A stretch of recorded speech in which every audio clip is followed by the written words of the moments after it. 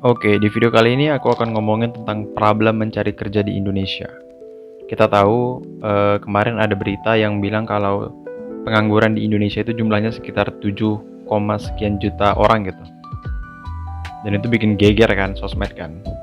Seenggaknya di timelineku, dimana orang-orang tuh kayak, wah gila ya, 7 juta orang menganggur tanpa pekerjaan dan tanpa penghasilan gitu.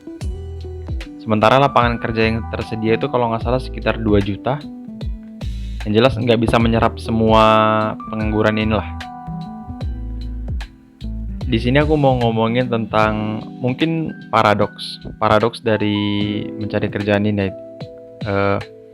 Bagaimana pekerjaan di Indonesia itu mostly pertama gajinya kecil, kedua benefitnya cuman gaji doang biasanya, mostly, dan yang ketiga kenapa bisa kayak gini gitu, kenapa gajinya kecil, kenapa perusahaan itu berani menggaji karyawan kecil-kecil dengan benefit yang tidak ada gitu. Oke, dari yang pertama, gajinya kecil. Kenapa? Bukan yang pertama. Kita langsung jawab aja semua ya. Aku soalnya agak lupaan sebuah urutan-urutan gitu. Jadi gini, lapangan kerja banyak. Otomatis orang yang ingin mencari kerja ada banyak. Sementara lapangan kerja sedikit. Otomatis lapangan kerja yang ada harus menyerap orang untuk menjadi tenaga mereka. Nah, dalam konteks mencari lapangan pekerjaan ini mencari pekerja, karena supply dan demand-nya beda jauh, jadi para tempat-tempat kerja ini, para tempat yang menyediakan pekerjaan ini bisa membayar murah karena jika kandidat yang mereka pilih tidak mau, mesti ada jutaan orang lagi yang mau di posisi tersebut. Itu yang pertama.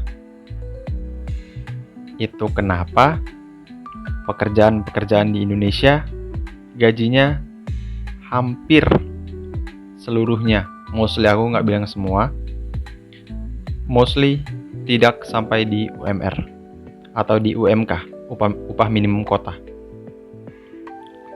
Bahkan bekerja dengan gaji UMK itu sangat sulit, dan kalaupun ada, itu biasa merangkap.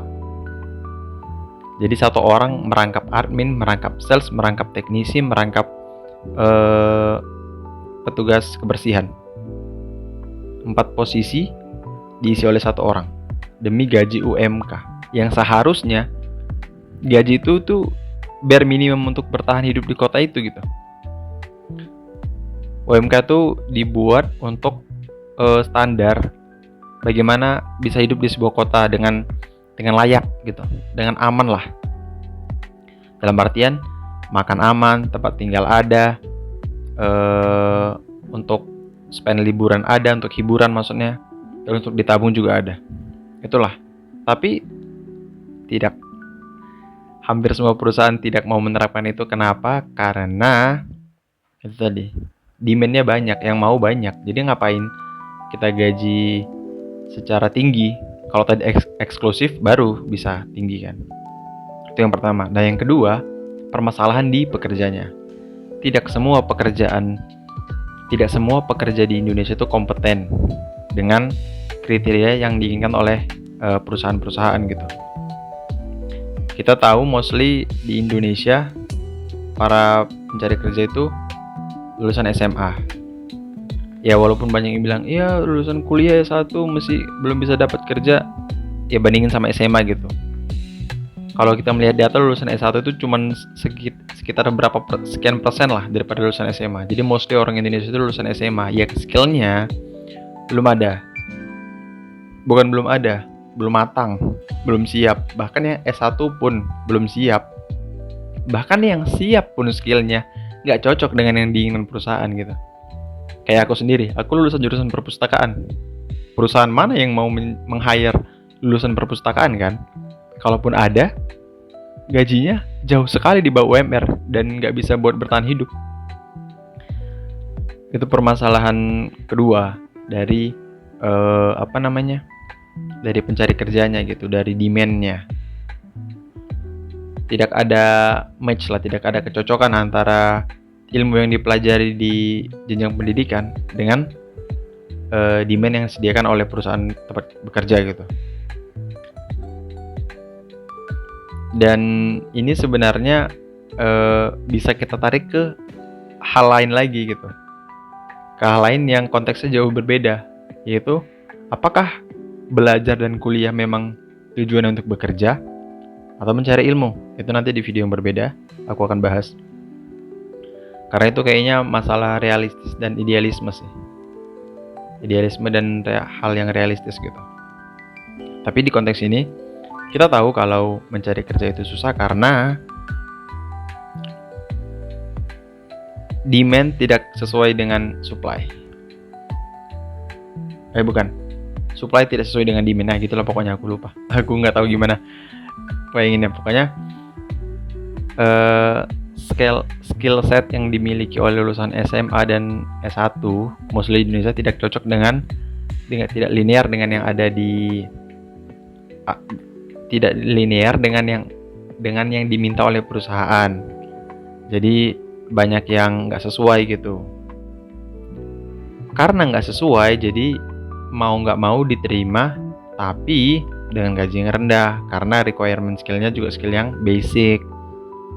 Contohnya kayak aku lah, aku sebagai SPB gitu, anak lulusan SMA juga bisa jadi SPB, menerima tamu, bukan menerima tamu sih, menerima customer, ngajari customer, bla bla bla gitu. Skill yang semua orang bisa pelajari tanpa harus mengenyam pendidikan tinggi. Karena skill yang aku pelajari di perguruan tinggi ya sesuai dengan industri yang ada gitu. Adapun nggak layak untuk menghidupi, masih dipandang sebelah mata profesinya. Jadi ya gitu, keruwetan dari pekerja di Indonesia ini. Dia belajar nih 12 tahun sampai SMA, lulus. Pola pikirnya kan langsung daftar kuliah untuk bisa bekerja lebih baik. Ternyata setelah kuliah lulus gak jadi apa-apa juga, karena industrinya gak nyerap itu. Ini topik yang bisa ditarik ke beberapa hal sebenarnya. Bisa ke hal yang tadi, masalah kenapa masalah pendidikan itu sebenarnya untuk belajar atau untuk bekerja. Kedua, apakah ini hipotesaku aja ya, hal dasarku aja, maksudnya pemikiran awamku aja, apakah mungkin karena kita masih negara berkembang, jadi hal yang dicari itu masih seputar teknologi, hal-hal berbasis teknik, pembangunan gitu-gitu. Jadi hal-hal lain itu kayak ya aku pustakawan belum dipandang kan. Sementara di luar negeri jelas itu profesi yang oke gitu, bisa hidup kita. Tapi di Indonesia belum. Apakah mungkin karena kita faktor negara berkembang, makanya kita belum bisa sampai ke level itu. Jadi kita fokusnya sekarang masih di pembangunan, teknologi, maksudnya berbasis sains lah. Maksudnya sains yang beneran sains, bukan sains kayak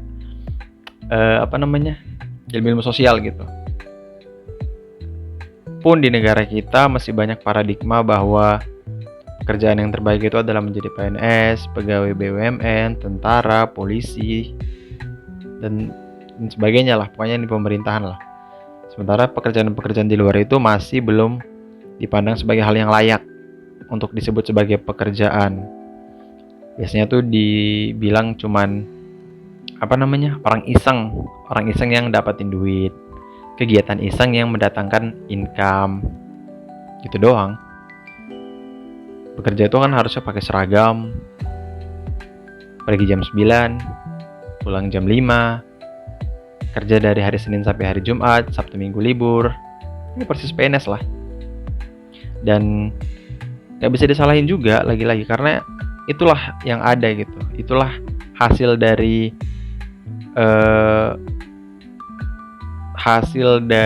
Orba sebenarnya kalau menurutku ya.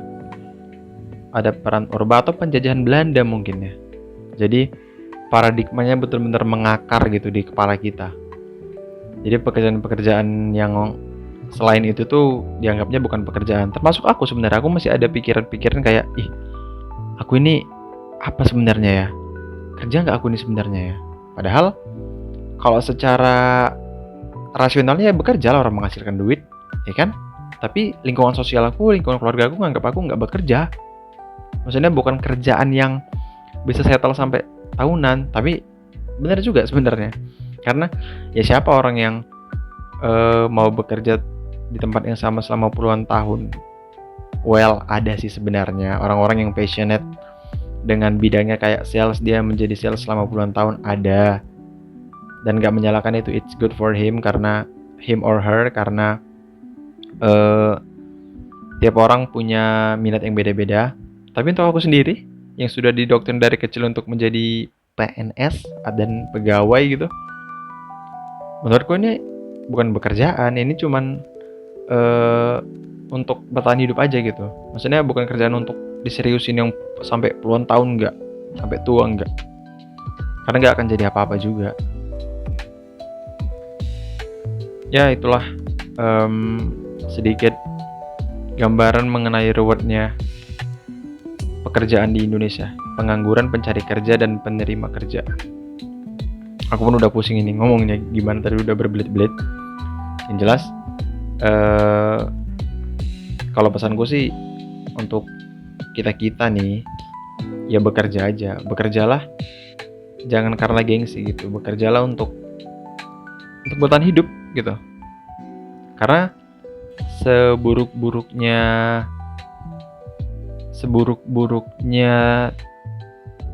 tidak bekerja ya, ngomong apa sih aku? Ya intinya gitu lah, intinya bekerja aja lah, apapun itu, asal halal, asal legal gitu, yang nggak melanggar hukum, ya udah gas aja gitu.